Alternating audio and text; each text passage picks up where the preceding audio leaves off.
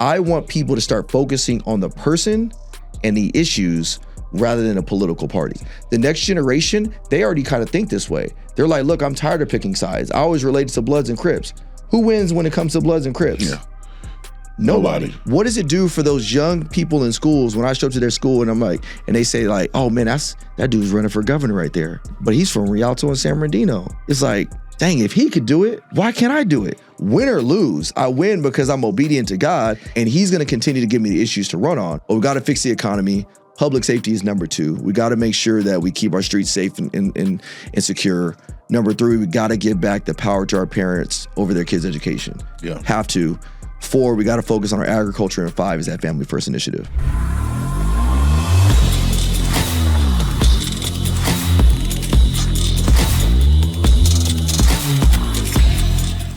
But no, I think that it's insane to me that they make it about race. It's insane to me that Ryan Clark, like we were talking about earlier, Ryan Clark is literally lambasting against RG3 because he married a white woman when Ryan Clark had a baby with a white woman.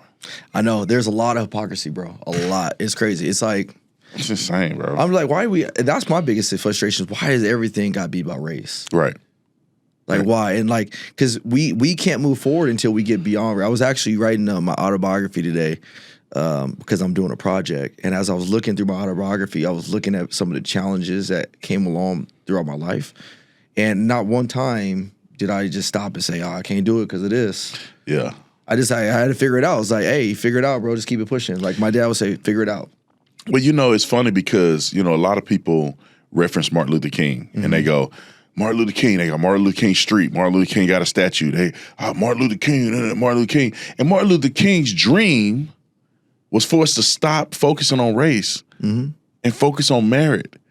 Because back in the day, people focused so much on race, they would discriminate against black people for no reason. Yeah. When black people were qualified and all this other stuff. And now it's like we're coming in full circle. After we have tried so hard to eliminate race in this country, right? Black and white people can now get married and they can have children together, and let's get over this stuff. People want to reinvigorate race. People want to focus primarily on race. And it's so annoying to me and so pointless. Because at the end of the day, and you would attest to this, that we're all God's children. Every single one of us. But you have that's a biblical kingdom lens of it, kingdom mindset. Most people don't have that kingdom mindset. So when they don't have that kingdom mindset, they got to find something to equate it to. And race just so happens to be the good. And I think the enemy, Satan, uses race to separate and divide people. So if you're not governed by God, then you're going to be governed by something, and turn it back to race.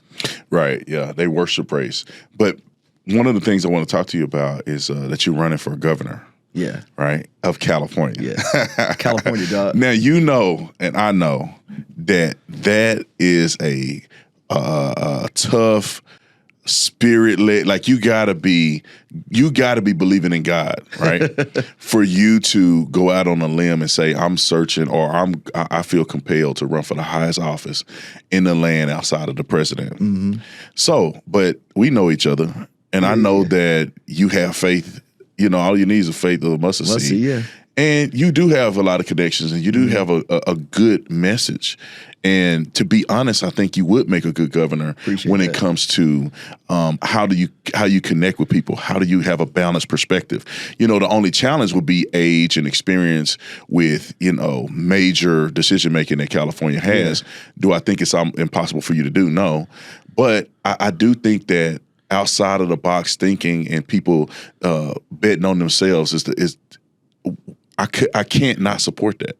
Well, I appreciate it. First, anytime somebody asks me why governor, my response to them is why not? Yeah. Like in 2025, like you could literally do anything. And it kind of goes back to the first conversation we have right now is like, as an African-American man, just the ability to run for such a high office shows how great of a country we live in. Is our state perfect? No, it's not. But the mere fact that I can run for governor, it shows you that, man, we have made tremendous strides. To think that Martin Luther King would be able to run for governor, or, Frederick Douglass or things like that, like they didn't have that opportunities that we have, so I want to capitalize. But to the second point that you bring up, it's funny, we talk about bringing balance. I equate governor as just being a leader of people. You and I are both football players. So when I played high school ball, I was a quarterback of a football team. That was my job. And as the quarterback, you and I both know your responsibility is to put people in position to make plays. I don't have to go catch the ball as a receiver. I don't got to block as the right tackle. I don't have to run the ball as a running back, maybe sometimes. My goal is just to know the plays and set them up for success. Very much so like a quarterback would do, or governors very much so like a quarterback would do, is as governor, you need to just go out there, identify the people who are the best at what they do and put them in a position to succeed so the rest of the state succeeds. And then the last part I say to that is that we both also connect as being police officers. So as a police officer, what was our job? Let me ask you, what was our job? If you roll up on a scene, a chaotic scene, what was your job as a police officer? It's a lot of different answers to that. But like, you're here to bring authority, bring calm, bring a confidence to the situation and manage the situation. You're the first guy there. It's your scene. You have to manage the scene. Exactly. Your job is to bring order to chaos. It's essentially what it comes down to. Governor of California. California is in a chaotic state. My job is to bring order to that. I remember one of the worst, not the worst, but the calls I despised the most as a rookie officer was traffic collisions. I hated traffic collisions. Why? Because when you pulled up at that scene, it was total chaos. Yeah. You had a vehicle here, vehicle flipped here, people mad because they can't get through the traffic light. You got traffic lights, don't know what to do. And so when I got there as a rookie officer, bro, I was stuck. I'm like, I have no clue what to do. But over time, I start realizing and start figuring it out, it's my job to just bring order to this chaos. And so just do it one step at a time. Put the lights on flashing reds. See if we can get the cars out of the middle of the street. Identify all the parties involved. Separate the parties involved. Get somebody else to manage traffic around it. And over time, you start bringing peace to this chaotic scene. That's what leaders do. So I would be the first to say that as a governor, I don't know everything. But I don't need to know everything right away. I really don't need to know everything. All I need to do is have the ability to identify problems and then go find the solutions to those problems and be a good leader. That's what good leadership does. Right. I was telling my wife this the other day about working. You just have to have, in reality, right? People can project what they think a governor should be or whatever the case may be. Maybe what they want to see a governor as. But you just need to have a working knowledge of everything, right? There's no CEO, no governor, no president that know everything about everything. That's like a genius in military warfare. That's a genius in economies and the economic success of a country. They have a working knowledge. It means that you have a working knowledge on how the fire department works, working knowledge on how they should deal with fires. You don't have to be the expert because you got people doing it. You have a working knowledge on the budget and how to financially structure things and how to cut back here and what needs to go here. And like you said, the biggest thing is leadership, man. Can you lead? Can you put people in the right position? And can you inspire them to do their job effectively and efficiently? And there are some people that have a resume that's 40 years long, but they still don't know how to lead. Gavin Newsom, who's the current governor, think about it. If they elect Gavin Newsom, why not give somebody else a try? This guy, I don't know what his real resume is, but this guy cheated on his wife with his campaign manager. He already shows signs and symptoms of not having integrity to start with, and that's my opinion. And you look at how he's functioned as the governor of California and look at the results. California is struggling. Homelessness is out of control. There's so much fraud in homelessness. I mean, they say billions of dollars have been spent and they have gotten nowhere. The fires are out of control. They won't hold governors accountable, especially LA mayor. They won't hold the mayors accountable. So if California can elect that snake oil salesman, I do think they should be open-minded to say, what are our options? When you're talking about governor, that is a role where the person that you put in that position should lead by example. And unfortunately, many politicians on both sides of the spectrum have failed tremendously in this. And this is, I think, one of the best parts and the beauty behind us being police officers is not every single police officer is perfect. We all know that. But they held us, think about the high standard that they held us to as a police officer. like super high. I remember in the academy, one of the worst things that you could ever do is get caught lying about anything. Yep. Don't even think about getting caught being deceptive, even if it came to a time. I mean, you're done. Done. Like, and they would test you. So then I say that because it's like that was almost a training ground in the sense of how is my image being upheld with the public? Can I actually walk the talk? Can I actually go out there and be about it? And our politicians aren't necessarily held to these high standards. They say one thing and do another. So for me, I'm looking at leadership, and to your point, why can't we go for something different? If you look at my life, I was talking to some of your team today. My life, we really check a lot of different boxes, and people don't realize that. You know, they say, well, why do you want to run for governor? What qualifies you? That's what they usually say. What qualifies you? Well, I say most politicians, they will spend their lifetime trying to develop a reputation in politics to climb that ladder. But what they do in a lifetime, we've accomplished in 10 years. I've been a police officer for 12 years, so I understand the public safety inside out. I worked in a homeless unit for 2 years. I served as a negotiator for 7 years. So when it comes to public safety, I understand that with my eyes closed.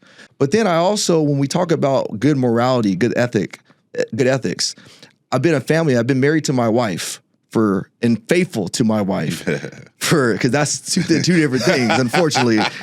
I've been married to my wife for 13 years actually, and we've been faithfully dating for each other for 15 years. We have 3 beautiful children. We are not a perfect family, but man, we put God first in our home. God is number one in our house, and everybody else comes second to that. The other things that we talk about is I've been a business owner for the last 10 years. So I understand how business works. I understand how much it sucks to pay some of these high tax bills. It's ridiculous. But I also understand how red tape can prevent you from moving forward as a business owner. So we check that box. Then we also talk about some of the other things as it relates to education. Bro, fortunately, my kids go to a private school. They go to a Christian school. And that's because I want my kids to have good Christian values and I want to raise them the way I want them to be raised. Right. It's not the government's job to come in and overstep and tell you how your kids should be raised. But not everybody's afforded that opportunity. So as governor, it's like, you have to realize, like, look, you can have your own ideas and values, but you don't have to enforce it upon everybody else. So as a parent of kids, I understand the problems in our education system. You go down the list and you start looking at all the qualifications, and then we start talking about name ID. I built a business and I built a reputation, not just in California, but globally, on tackling on one of the biggest issues that have plagued our lifetime, which is law enforcement and community distrust. Mm-hmm. I took that issue on head on, bro. From the biggest issues to George Floyd to Ferguson, I had my phone ringing from Oprah to Dak Prescott to Michael Strahan, you name it. I took it on. We made amazing strides in bridging that gap. So when we talk about qualifications, I've actually been out there doing the work that so-called politicians claim they do, but doing it firsthand and seeing it. So that's why I believe, like, in 2025, you have that ability to run an unconventional campaign. You have the ability to have an unconventional candidate actually be a legitimate qualified candidate. But what it comes down to is, can the Californians and can Americans see, like, this is our best this is our best person for the job? And let me tell you this, and I'm always an honest person, and my audience know that's why they love me. When you first told me that, I said, man, I think Ryan crazy, man. I think he's going crazy. A lot of people thought that. But still do. But what I do think, man, because I'm a person who is a big dreamer. Mm-hmm. And I said, well, why? Why am I saying that? Mm-hmm. It's because it's unconventional. It's because he's not a 60-year-old guy who's been a politician for his whole life. You know, why do people have fears and not give things a try? What is the worst that can happen? You compete, you don't get first place, you come back again, or you do something different, or you win. Mm-hmm. You can't win something you never try. Correct. You can't make the shot you never shot. Correct. And I think people need to stop limiting themselves because of what naysayers say. If you're going to go after something, go after it. Yes. Don't ever let a person tell you not to. And this is what I'm telling you. This is my honest to God truth. When you first called me, I felt that way. But then I said, you know what? Well, I mean, maybe God is, because you believe God has called you to do it. I said, and I told you this on the phone. Yeah. I said, if you're doing it just to do it, I don't know if that's a good idea. But if God has called you, who are you to tell God, nah, it's too great of a thing for me to even at least try? I learned this in life and business and everything that I do, is God is waiting for people to take the next step, to do anything in Correct. life. And the next step is probably, it may not turn out the way you think it should, but God has a plan for you. And you got to go here on the way to the promise. Bro, let me tell you about my journey real quick to where we're at now, because I want to give people context of how I arrived here. I always hate saying that God told me to do this, because people say it all the time. Well, all the time. God told me to do this. God told me to do this. But I want to give context to why God is involved in this from the very beginning. I mean, I could obviously go back to my childhood, which we're not going to do that, walking on all that stuff. But I just want to talk about this year. So at the beginning of this year, me and my wife, we did a spiritual fast. We usually always do a spiritual fast with our church. But this year, we wanted to do it something different. We went 5 days, no food. I never did no 5 days, no food fast, bro. It was like, bro, that was tough. Yeah. But it showed us something through the journey. The first 2 or 3 days were hard. Wednesday, bro, I could smell every ingredient in food, bro. We got my kids Chinese food. I could smell all the MSGs in the food, bro. I was like, bro, I know exactly what ingredient that is. It was hard. But around that time is when I started getting revelations from God. And the revelations that I were getting were, hey, I want you to do harder things. I've challenged you, but I want you to be challenged more. Now, keep in mind, 3 years ago, I told my chief of police that I was going to leave policing and go into being a business owner full time. And remember, I called you and I told you, like, bro, like, I'm nervous to do this. Yeah. But God told me at that time, he said, it's one thing to have faith, but it's another thing to do faith. And if you're going to do faith, trust me, but it's going to pay off in your benefit. And it has, bro, 10 times over. So, okay, I'm like, oh, God, you want me to do the tough things. So then that same week, I'm at church. This pastor comes to our church. Never met this pastor in my life before. Old guy from back east somewhere. And he's never met me. He doesn't know anything about me. We're in a church service. I'm getting ready to go pray for somebody. And he says, hey, before you go pray for this person, I have a word for you.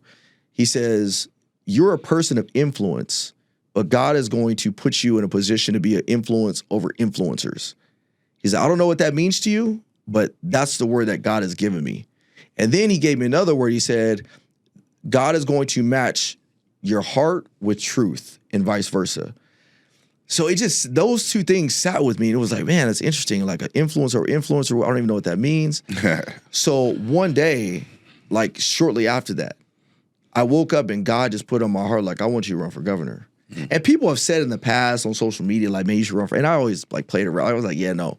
But God was like, I want you to run for governor. Okay, keep in mind, we were getting ready to leave California 2 years ago. We were getting ready to go to Texas. Yeah. Like everybody else. I remember I was trying to convince you to go to yeah, Texas. you sure were. Get up out of here. So I was going to leave, but God was like, no, I want you to stay. I want you to run for governor. So I thought the idea was crazy. I ran it by my wife. My wife she's a realist too. This is what I wanted to know. My wife told me to ask you, what did your wife say? Because my wife tell me, no. I don't want you to do it. I don't, of course, if God called me, then my wife got to take the back seat. Yeah, of course. But my wife is like, I don't want you to, you better never run. And she was like, I wonder what his wife said.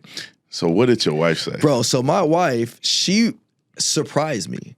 Because initially I was thinking I thought she was going to be like, you're tripping, you're crazy. Nah. Yeah. She was like, I actually don't think that's a bad idea. And I was like, really? So then unbeknownst to me in her spiritual time, because remember, she's fasting too. Yeah. God told her like, hey, I want you to start getting outside your comfort zone. I want you to start stepping out of the box, which is very odd for my wife because my wife is very in the box, dots every I, crosses every T, doesn't like to take chances or risks. That's me. Yeah. So God was telling her he wanted her to get out of her comfort zone. Now, if you go way back when me and my wife first started dating, we were going to Bible studies together and we had words spoken over us together. And one of the words was, hey, Ryan, you're a very out-of-the-box thinker. You're going to break sound barriers in life. I don't know what it is, but you're going to break sound barriers. And Kimberly, if you're going to be with him, you need to encourage him to get outside the box. So that means you need to get outside the box. This was like 15 years ago. Wow. That's actually where my name of my company, Breaking Barriers United, comes from, is because I remember that word, and that's why I said, you know what, I'm going to create my company, Breaking Barriers United, based on that word of breaking sound barriers. So all that to say, my wife, she's down. So I said, you know what, the next step I'm going to do is let me ask people in my circle what they think. I'm thinking that people are going to be like, you're crazy, bro. The people I brought it up to, they were like, it actually doesn't shock me at all. Actually, I could see you being in that position, and I think you would do a phenomenal job. I kept getting that way more than anything else. So now I'm like, dang, like, okay. So then the next step was, let me go and see if I can get people to endorse me, get people behind me.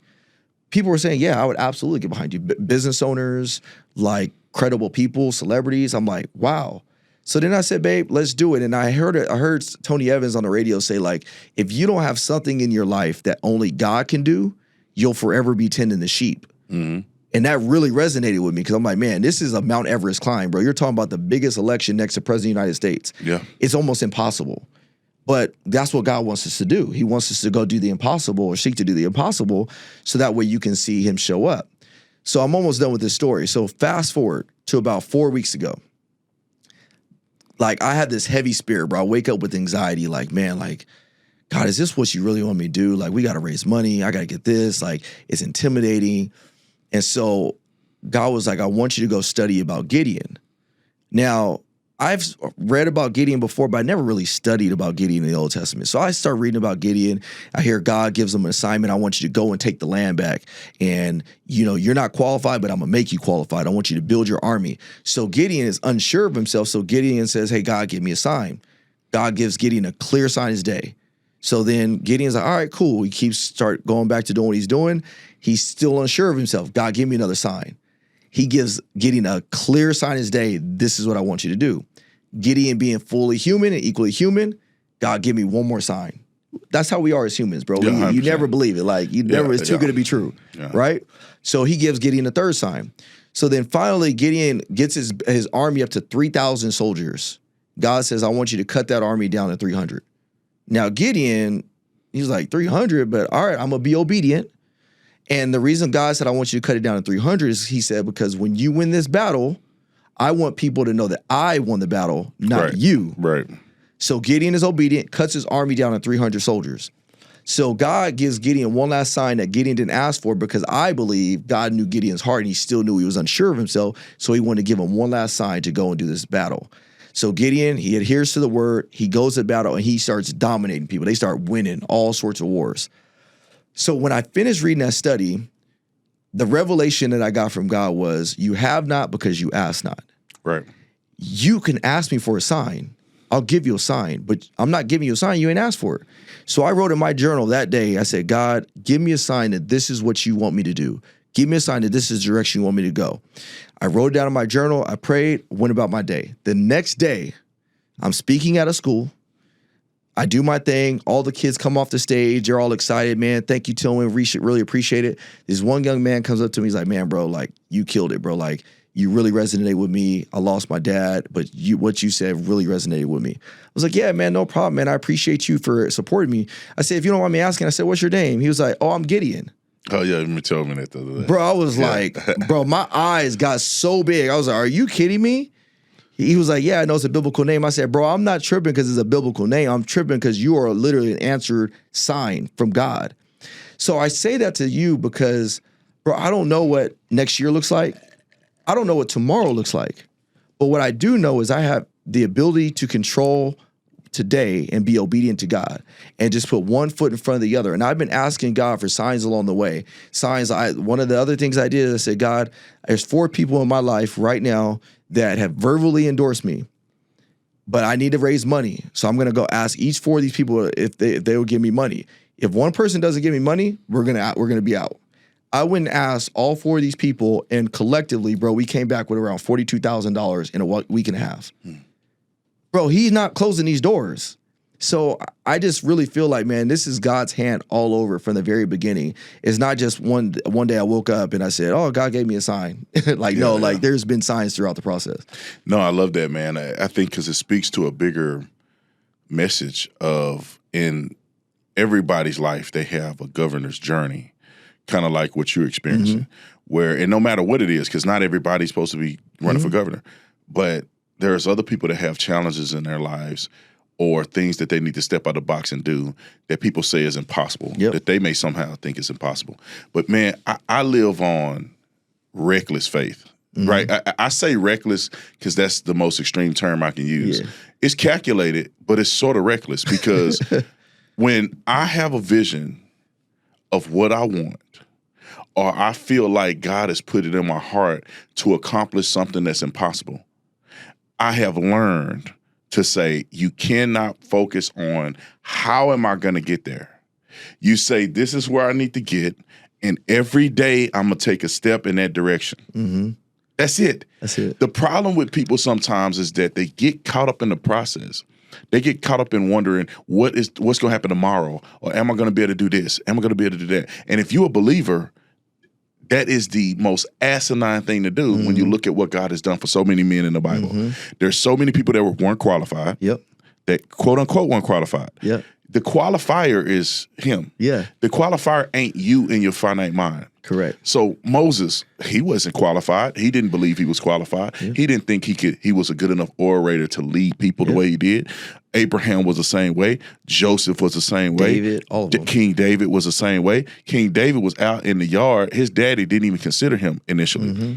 Until they said, look, it's got to be one more. Somebody else. Oh, the one out there that's he a note with a little runt out there. You talking about him? It's impossible to be him.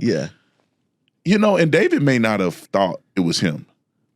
But then he was obedient though when he got called. When he got called, he said, I don't know how I'm gonna do this. When he fought Goliath, it was a lose-lose for him in the minds of the people. Right? Like, oh, he's just gonna kill you and crush you. But he went and God gave him the ability to win that battle. And on top of that, he turned down, they told him, hey, take a sword, take a shield. He said, look, I can't use that. I'm gonna use a slingshot. So now you have a guy that now, think about the eyes of the people. They're like, this fool's gonna go with some rocks and a slingshot. He's gonna get murdered by Goliath. But he knew his strengths. And he knew, to your point, he knew that God was gonna qualify him.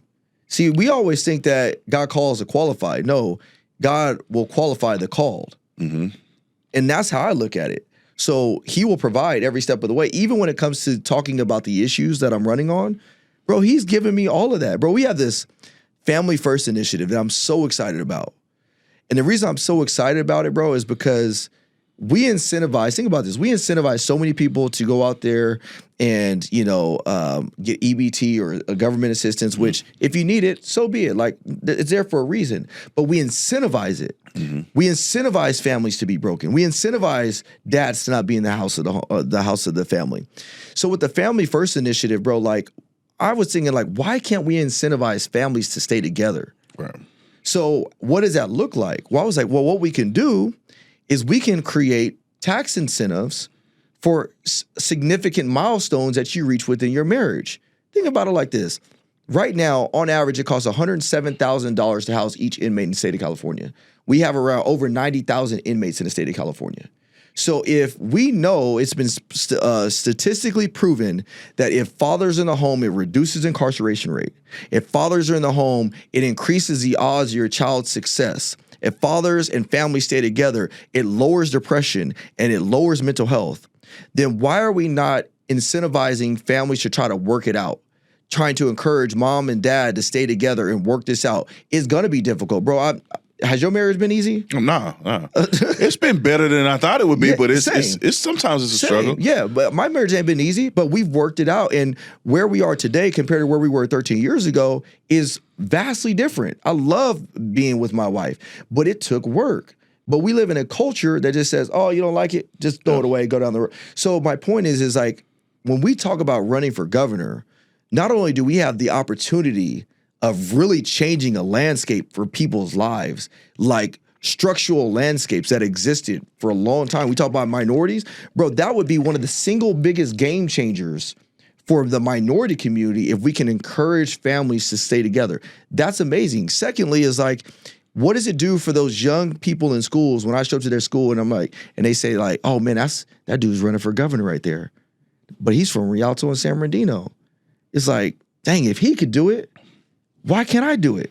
So that's why I get excited about this. It's like, it's bigger than me. Win or lose, I win because I'm obedient to God, and he's going to continue to give me the issues to run on, which is, number one is the economy. But I always tell people, if this election was about me, bro, public safety would be number one. Bro, I could do public safety with my eyes closed. But we got to fix the economy. Public safety is number two. We got to make sure that we keep our streets safe and secure. Number three, we got to give back the power to our parents over their kids' education. Yeah. Have to. 4, we got to focus on our agriculture, and 5 is that family first initiative. Yeah, no, 1,000%, man. I love you said that, because what I notice is a lot of times that these people, they don't think outside the box. Mm-hmm. The political landscape is this, and we'll get to this in a minute with you. The political landscape is this: if I'm a Democrat, I have to run on these principles, no matter if they make sense or not. Yeah. They could be completely stupid initiatives that haven't worked for 45 years, but because I'm a Democrat and I'm running as a Democrat, I got to align with the Democrat message, or they won't support me. Republicans the same way. The Republicans have to be X, Y, Z. They can't step out of the box. They won't step out of the box. Nowadays in politics, if a person come to me and say they're a Republican, I know exactly where they stand on every issue. Even if it don't make sense, even if it's not good for this state or this county, you're like, I know what they're going to say. I know they're going to be hook, line, and sinker on this issue. But what I've learned also in the state of Arizona and also the state of California is that the voters are very diversified in what they will accept and won't accept. There's a reason why they vote for Gavin Newsom. And I think that some of it is snake oil salesmanship. Yeah. But also there's certain things that they need that's uniquely different than the global perspective of Republicans, because I'm a Republican, but the global perspective of the Republican at large, right? Donald Trump has a message for the entire country. California needs stuff different. Arizona needs something different. That's why Republicans getting their heads whooped in Arizona, because I think they're not willing to pivot on certain things that Arizonans care about. They stick in the party line. So mentioning the party line, what's your thoughts on that? And how are you going to run? You going to run as a Republican, a Democrat, an independent? How are you going to run? Bro, it's funny you bring it up. My whole brand, Breaking Barriers United, for anybody that's been following my brand for the last 10 years, it was solely focused on bridging the gap between law enforcement and the community. And one of the best ways to answer this question is I'm going to use the example with that. When I first got into law enforcement, I did not like cops. I had bad experiences with cops. And culturally, we just don't rock with cops, right? Mm-hmm. But when we got into law enforcement, we got to understand the what, the why, and the how, and understood the nobility of the profession and why we exist. So it changed my perspective and perception. But because of where I came from, I was like, man, I have to go back and educate others now about what it really is. But you got to be strategic in how you do it. For example, I would not go into an urban community wearing a thin blue line shirt. Why not?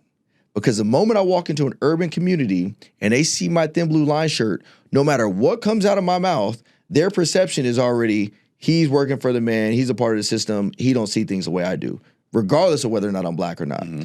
So what I realized is I had to be able to break beyond certain lines in order to stimulate conversations to win people over to my side, or at least open their mindset up to a different thought process. And I think about my run for politics very similar. I am very conservative in many values, no doubt about it. And it's not even from a Republican standpoint. It's from a biblical perspective. Right. You know, my conservative values come from the Bible. And the reality is that's great for me. But as governor, I also recognize that I'm not the governor over religion. I'm the governor over a people of California. And in the state of California, in the United States of America, you have freedom to choose whatever you want. But my values specifically are more conservative, not because of Republicans, but because of the Bible. But that being said, I also recognize that we are at a very, very pivotal time in California. We have seen more Californians who historically vote blue vote more conservatively in the last elections.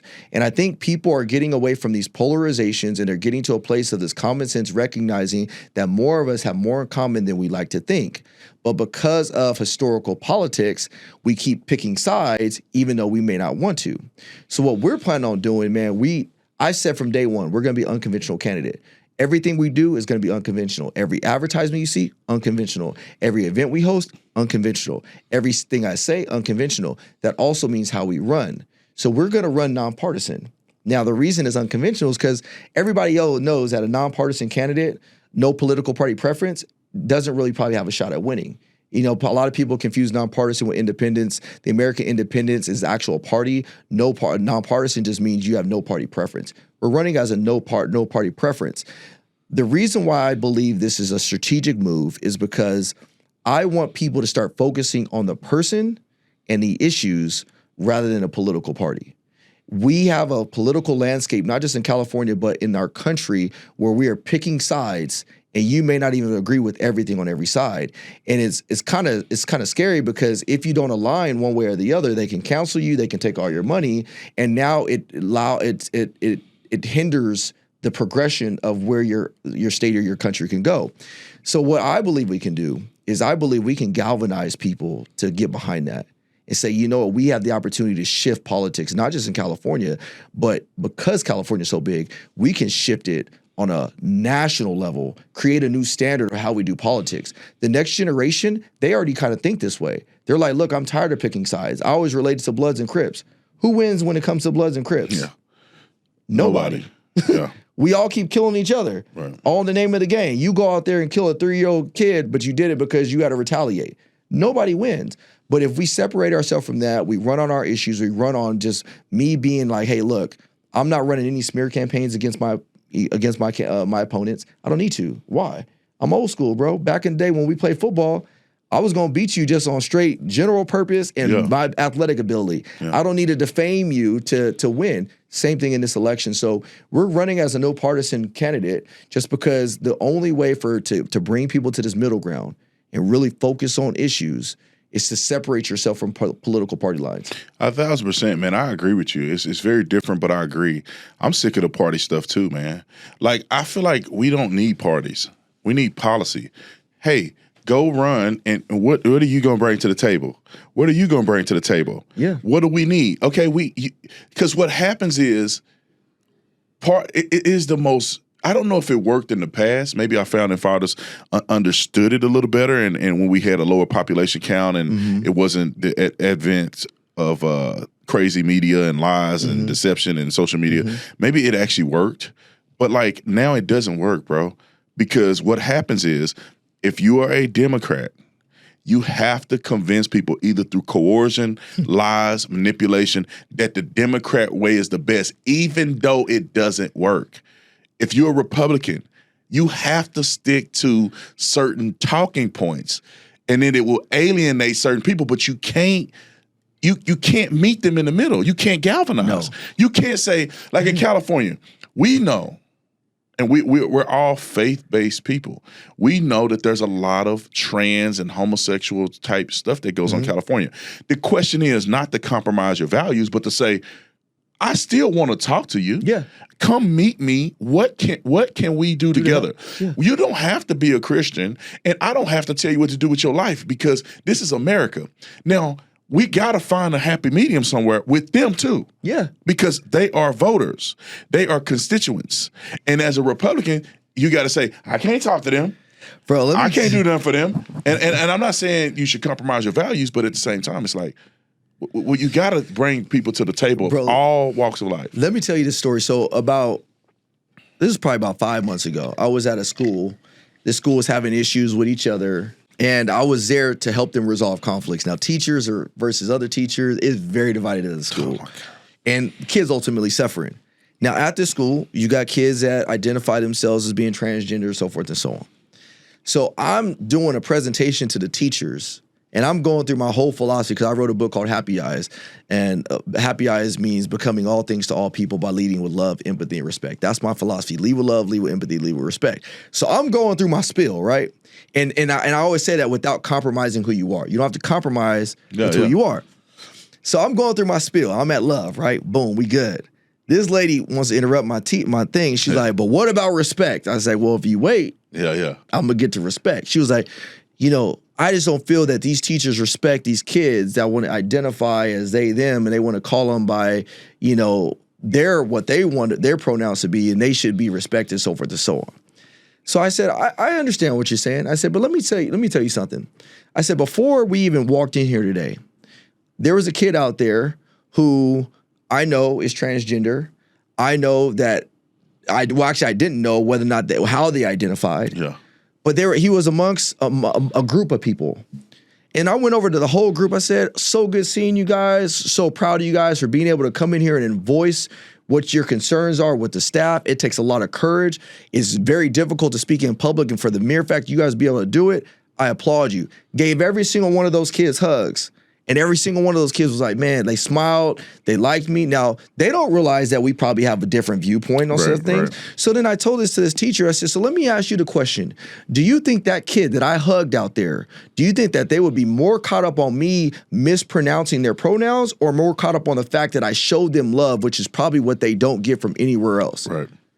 And when I said that, she was like, you're absolutely right. So I said, here you are telling me about respect, but what you have to realize is it could be equally true for the person who's a Christian that says, I don't believe in other pronouns. Right. So how do you say one person is right and the other person is wrong when we should just be focusing on actually just loving people despite our different beliefs? That's the beauty about our country. Right. That's the beauty of it. Yep. And so when we talk about me being governor, it's more so like, look, I'm not telling people how to live their life. You have that option to make. Christ says, hey, look, I'm not forcing you to follow me. You have that choice to make. So we shouldn't be overstepping as a government to force it on everybody and say, you need to be accepting of these things. If we're talking about education, keep it about education. Stop bringing the political, cultural nonsense into the schools because these kids already have enough that they have to deal with, yet alone dealing with your nonsense. 1,000%, bro. Like, and to be honest, you won't hear anybody running for governor of California right now that are willing to say what you just said. I don't think it's anybody that I know of right now that's in office that's willing to do that because people have to be partisan. You know, like you said, like for instance, I love everybody, man. If you trans, I still love you. Mm-hmm. I like, because I know some people struggling with stuff, bro. And your struggle ain't my struggle. And my struggle ain't their struggle. So, but we all struggling with something. We all struggle. That we need grace from God on. And if you trans, I still love you and I respect you and I want the best for you. And little kids are different than adults. These grown people that's acting a fool, they grown and they acting a fool. Yeah. Little kids, some kids are confused. They need love and support and direction. And a lot of times they kind of come out of some of these phases. However, the point is that as a government, these teachers should not be transitioning people's kids without the parents' knowledge. Correct. That's not a political stance. The government need to get out of people's, like, for instance, if a parent says, I'm okay with you calling my kid a trans name or whatever, like a transition name or whatever. If the parent is cool with the teacher doing it and the teacher is cool with doing it and the district is okay with it, then who cares? But if the district is saying, I'm your daddy, I'm your mama, I'm going to tell you stuff that I won't tell your mama. I'm going to deny things from you that your parents are accepting. So it's like we gotta make a decision. I think you said the point better than even what I just said. The government need to stay out of this stuff and just make the real thing about the real thing. We are here to do math. Math, I don't know pronouns. Is mathematics. If you're taking an elective class for gender studies or something, maybe you can articulate and have that conversation. But when you're learning about science and you learn about biology, you have to teach it truthfully and not put your political spin and bias on it. Correct. Biological, male and female. Correct. That's what it is. Your mama and them can tell you the other stuff. But the school need to be about what it's supposed to be. Correct. We have gotten away from, we're focusing on a very, very small population. Now, again, it's not to be dismissive of that population, but we have to get to a place of, okay, is this the government's role? Is this the government's job? One of the things that scares me the most is that our kids are struggling from mental health issues galore. From the cell phones to screen time to, these social media bullying, all these different, they're killing each other. They're killing themselves at record numbers. And yet we're arguing over things that are not helping them out when what they really need is love. They need people to empathize with them. They need people to understand. It doesn't mean you have to necessarily agree with their lifestyle, but like I just mentioned in that example, if you could show a kid love, that means everything. If you can listen to a kid, that means more than where they stand culturally. I have friends of mine, very, very close friends, best friends of mine. We don't align on certain things, but that's okay. That's okay. I'm not here to force that upon you. And I think that's where government has gotten, is we're now pushing these agendas, and we talk about the political pandering. That's where the pandering comes into place. It's like, well, this is what the party says. So if I want to get money for my campaign, if I want to get money for the party, I got to align with this. And if I don't, I'm going to get canceled. That's wrong. Yeah. That's true. That's why I don't like the party stuff, man. I really don't. I'm a registered Republican because I have to register to vote for Republicans in Arizona. And if I didn't, I wouldn't even care what I'm registered as, because at the end of the day, I know you and I both, like, we're a new generation, bro. I want to see things change. Me too. I want to see things get better. I want to see things improve. I'm kind of tired of this polarizing theology.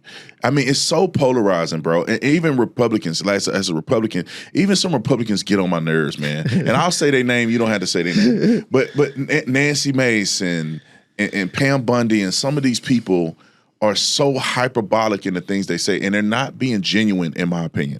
Nancy Mace is not being genuine. She's literally trying to trigger trans people and trying to trigger people with the things she say. She's not focused on nuance. Now, if you're a pundit and you give opinionated pieces on a podcast, you can say and do whatever you want. When you are a person who's leading and you're in a position where you have constituents that are asking and requesting things of you, it's not the time to try to be cool and viral like Donald Trump. It's time for you to look somebody in the eye and say, let me hear your concerns out. Correct. Like, for instance, there's a trans person. My wife used to shop at this thrift store. My wife thrifts a lot. Thank God, because I'll be broke if she didn't thrift. But there was a little trans person in there, man. Clearly, the person wasn't passable, right? It was a dude with a dress on. That's what it looked like. But I can see that he's trying to be trans, right? And I see the name tag. I don't want to mess up the pronouns anyway. So I don't know what he trying. I don't know if he cross-dressed. I don't know what he's doing. But I see a name tag, and I call the person by their name that's on the name tag, and I said, I said something really positive to them because they were really doing a good job. And that's what it's all about, bro. I don't have to look at him and say, you really a man. No, I don't really. Why would I need to say that? I don't know what you're going through. I don't know. I'm going to pray for you. I'll pray for you. But right now, I'm going to show you love and respect, and that goes a long way because, bro, you know this and I know this about Jesus. Most of us don't come to Christ because of peer pressure and coercion. No. You come because of that love you feel. Correct. Where you feel like, dang, bro, I've been doing all of this and he still love me. I've been cutting up and making mistakes and I haven't been perfect and I want to give up. And with all my mess and all who I've become that I despise and that the hypocrisy that I've shown in my life and all this sort of stuff, you get to this point where you go, and he still forgave me, loved me, and loved me, and he still died for me. Like nobody else loved me that hard, and so because he loved me that hard, not because he want to send me to hell, it's because he loved me in spite of all of this stuff that I didn't deserve. I want to serve God, and why can't we treat other people like that? Why can't we look at another person and say, "I love you beyond your flaws, even when you make me mad and do stuff against me." I still love you anyway. Bro, that's how you truly win people over. I have a cousin of mine, and she lives a lifestyle that I don't necessarily agree with. Doesn't mean I judge her. In her mind, I was judging her. In her mind. Because the way she was talking to me, she made it seem like I was being judgmental of her lifestyle. But I'm like, I'm not judging you. I said, look, I'm going to tell you the same way I tell the person that I took to jail who committed a double homicide. Because how many trips have you taken with somebody to jail and they're in the back like, man, I messed up or whatever it may be? I would tell them all the same thing. I said, look, man, I'm not here to judge you. I can't judge you. You may have killed somebody, but in the eyes of God, you killing somebody is no different than me stealing from the store. Because sin is sin. The only difference is that you have a person that lives an unrepentant life and a person that's repentant of their sin.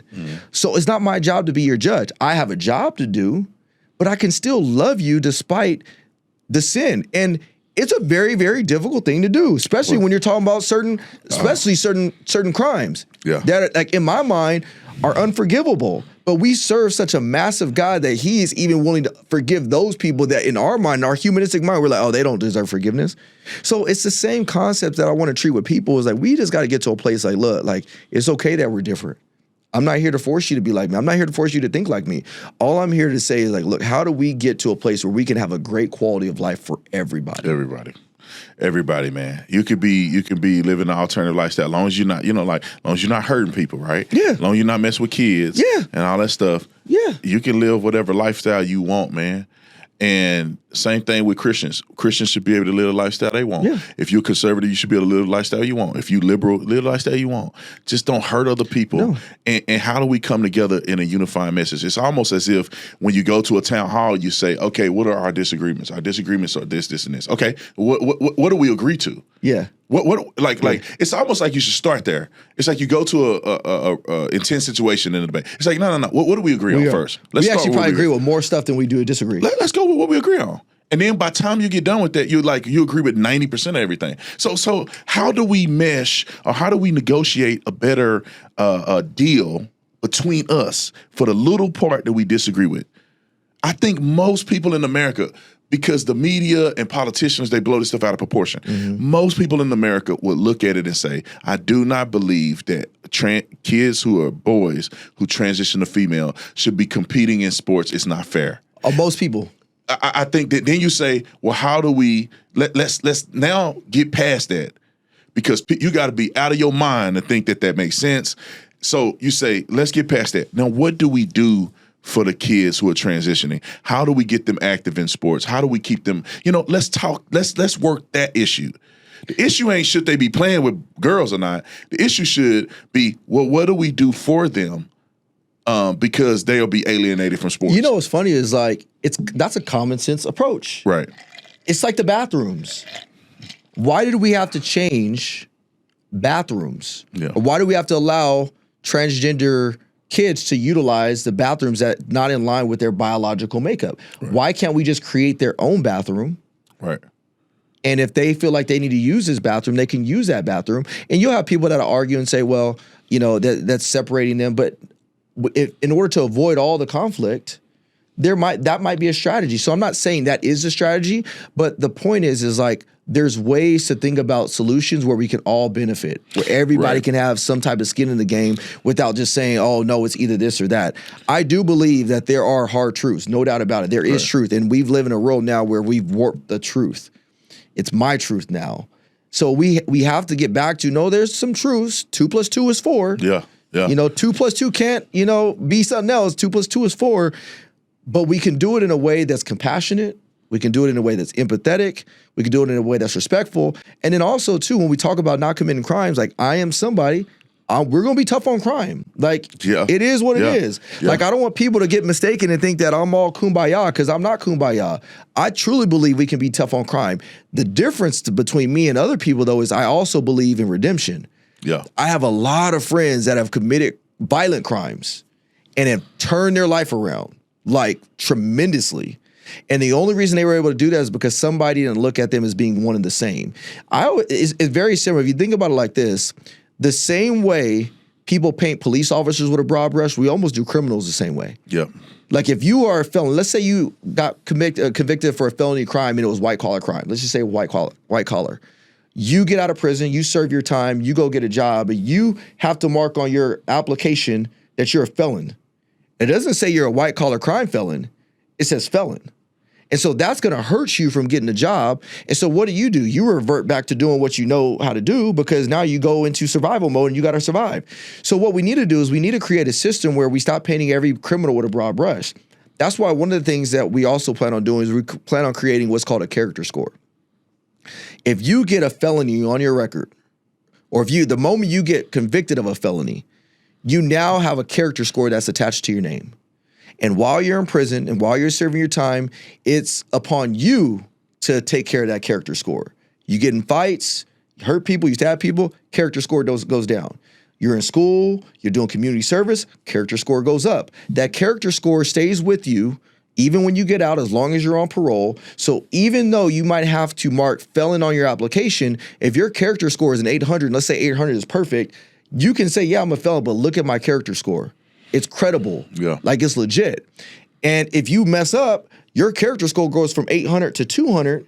And now it's like, look, like, why would I hire you? You've shown that you're not making any signs of improvement. So people might say, well, isn't that kind of like a social credit score? You got to realize when you're a felon, you already have your rights revoked from you. You got to check in. There's certain things you can't do. Right. So I've talked to people who are on parole or probation. They love the idea because in their eyes, it gives them another way of telling their story without having to go into explanation and details. It lets them allow the employer to see a different side of them, not just be judged by the crime they committed. I think that's a great idea, man. I think that's a great idea. And I know people are, first thing that I thought about was, are people going to say it's a social credit score? You know, but I do think that it's really more beneficial to people that are, especially people that are felons. And it's only for them. It's not for nobody else. Right. Because we don't need, and then it's a slippery slope. No, it's not a slippery slope. It's specifically for people who are committing crimes because they lose rights to vote. They lose right to have a gun. I mean, pretty much their constitutional rights are revoked.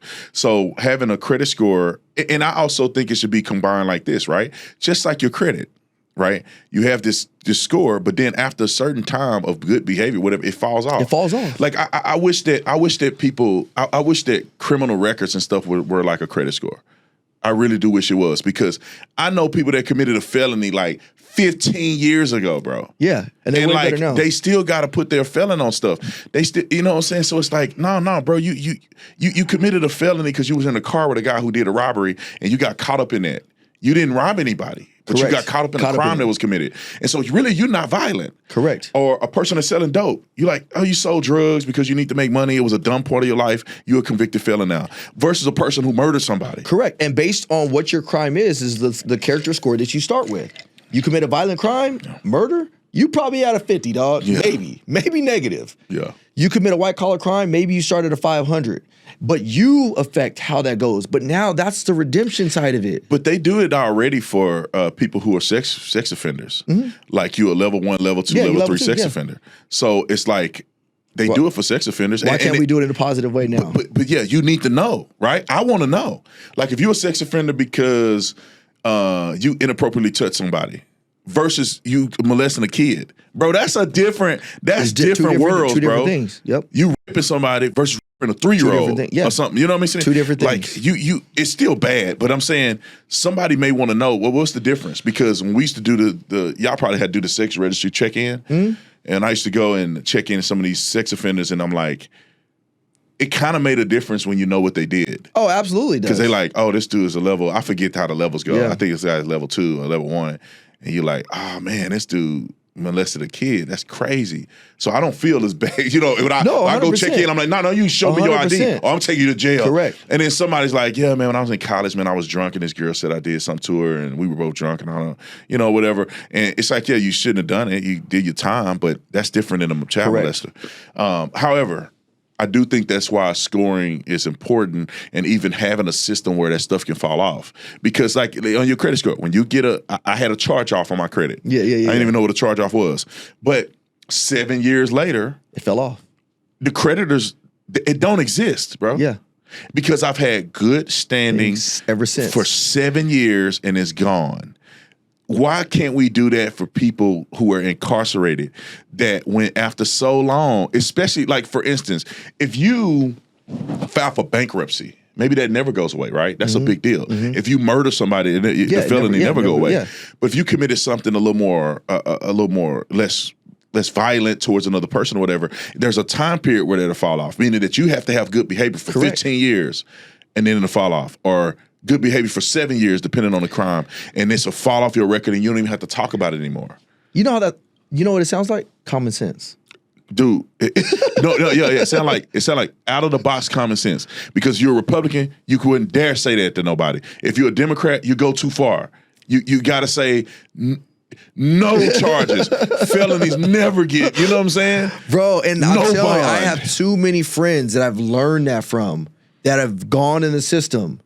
And they are great people now. But I'm like, if we treat them like everybody else, they get lost in the shuffle. Yeah. It's the same way cops get crucified when somebody down south did something crazy, and now y'all think we all the same. Like, no, we not. Yeah. We train way differently. So, man, I get so excited, man, with this opportunity because, like, I have friends hit me up, like, with different issues. Like, bro, what about this? Like, somebody hit me up with it was actually a great idea the other day, another out of the box. Like, our generation, bro, is different. His idea was, he said, look, why don't we have, he said, I'd rather have 100 bills than have one bill with 100 items. And here was his philosophy. Think about how many times we have tried to pass one bill with all these different line items. In the fine print, it might be a safe crime policy bill. But in the fine print, you seeing like this has nothing to do with crime. But they slide that in there as a way to get the bill passed. And you like, that's how we ended up with Prop 47 years ago in California, is they called it the Safe Schools Act. And the Safe Schools had nothing to do really with schools. And it was all about lowering all these felony crimes and misdemeanors and stuff like that. So I would rather have 100 individual bills that we voted on than have one bill. Because people don't read the fine print. No, they don't, bro. And this is how they sneak in a little fat in there, you know?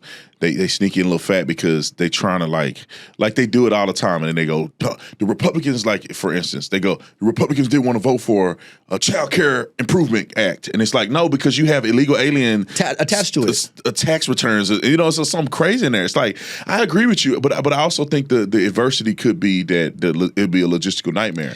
How much does it take to get a bill to the floor? But the question is, maybe we should fix the process. Maybe it shouldn't be as hard to get a bill to the floor. Maybe we should attach this as an individual thing, and people can begin to vote for them in bundles, meaning that bro, and the with our agenda phones now, think about next level thinking with phones and AI. If you had these little bills coming up and you're registered, a bill pop up on your phone, you see it, you vote on it, bro, you can have bills approved within the matter of minutes. Why do we have to go through this whole process? So the point is like, bro, we can do things next level. We just been doing things archaically forever and expecting it to work in a new generation. It doesn't. Yeah. You made a really good point too, especially when it comes to mayors and Congress people. Like, your constituents can vote right away. I think they got a system like that out there, but your constituents can vote right away, which means that if Senator Tatum or Representative Tatum is going to vote on a bill, and you can send a message out to all your constituents, or they're because they're logged into this program, and you can send a message out to your constituents. You can even make it cost money. It could be like $5 a month or something, because it probably costs to send those messages out. But you can send it to your constituents, and they can vote on it. You get immediate access. They can vote on what you should be voting on. Yes. Right? So that means everybody register, and you get 80% of people saying that they want it, and the representative should be like, my people have voted. With and AI, I should probably vote no or yes. You know, these people, right, they get in the office, bro, and they think they the one. Right? Yeah. They'll go and be in the office, and then they vote how they want to vote. Yeah. It's their initiatives. It's like, no, bro, you're a representative. You're a representative of the people. You don't just get in there and be like, well, now, you know, I'm just going to vote how I feel because it's my. They forget that you're supposed to represent the people. So how about give them another voice? And, you know, in California, you can do it on a state level, too, because as the governor, you on a state level, you can encourage and work with mayors and work with House of Representatives and state senators to say, how do we get our constituency more involved? How do we give the power back to the people? How do we hold these politicians accountable and have transparency?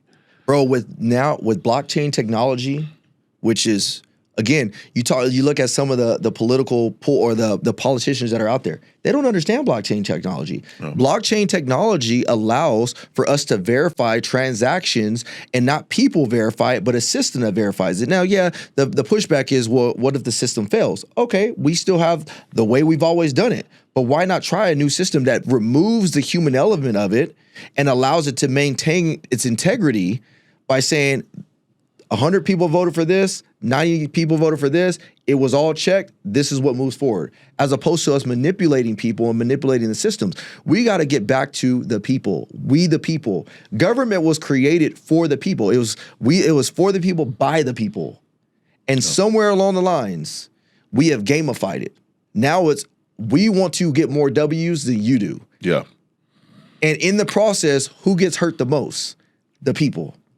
Because now your issue was not more important. Like, your issues were irrelevant because it was more important that we won this. Yeah. And so that's why, man, I'm excited. I know for a fact, man, we are going into a different age. How do people support you, man? Like, how do they go and donate? How can they find your issues? And Great question, man. So the way the biggest thing you can do right now is, number one, is in order to be successful at this, and this is one of the other things that I want to change, but I cannot change this aspect of it until I get a seat at the table, is we have to raise a ton of money. Mm. I mean, we're talking about the biggest election, like we've said, next to President of the United States. When I first got into this race, people were saying, if you want to be competitive along the lines, you're going to have to raise up upwards of $100 million. And that to me is sickening. Why? Because you know what we can do with $100 million? Right. Think about that. Like, I had my boy Cam Bynum on my podcast the other day. He plays for the Colts now. He was with Minnesota last year, and he does a lot of work in the Philippines. I'm like, bro, imagine what you can do with $100 million in the Philippines. Yeah. But yeah, I got to use that money for a political race. So yeah, and all of you, everybody does, right? It's going to be you. It's going to be whoever you're running against in the primary, and then in the general election. And then in the general election, you're gonna have hundreds of millions in there. So the governor's race in California is probably going to be close to $1 billion raised, easy, and spent between all of the candidates that are running. Easy, and it's like, and only one can win. What in the is going on in our country, bro? The presidential election is the same way. All these people running for president, they $1 billion. I think Hillary raised $1 billion when she ran against Trump and got dusted off. And you're like, that money. Where'd it go? It's two things. We should take money out of politics and let people have a benchmark where it's like, you just raised $2 million and everybody has to spend $2 million. Yeah. Now, if you have name recognition, that's a benefit to you. Yeah. If you're already a popular person, but you can get free name recognition now too. So right, you can be viral. You make a social media account, and you can end up being a viral sensation for free. So I want them to get rid of that, because you're either going to blow money when it could be helping the homeless, when it could be helping people. Instead of blowing it on a political campaign. I know. I never saw the value in blowing money like that. It sucks, and bro. Then what? Then you get lobbyists, and then you get super PACs. Oh. And so people that want to push an agenda will donate $20 million to your campaign, because when you better do what they want you to do. Exactly. So the sad thing is that although I want to change that, I can't change that yet. Right. So we need money. Like, True. We need money, and especially running nonpartisan. And the reason why that is important to know is because since I'm running nonpartisan, that means I'm probably not going to get the backing of the Republican or the Democratic Party. And if you have the backing of the Republican Democratic Party, then that means it comes with money at some point. Because we are separate of that, that means we got to go raise all of our money on our own. So the biggest thing that you can do right now to help us is go to Tillman26.com. That's our website. So on there, you'll see right now we have our 5 big issues. As we continue to grow our campaign, that issues list is expanding. But on that page, you'll see a place where you can say, join the team. And so you can either get involved as a volunteer, you can get involved as getting a sign for your yard, you can get involved by getting merch. And then there also is a place to donate. And like I said, the donation, and the big donations are great. The cap, I think, in California is people can donate upwards of $39,000, $200, which is pretty significant, more than any other state. So that's actually good.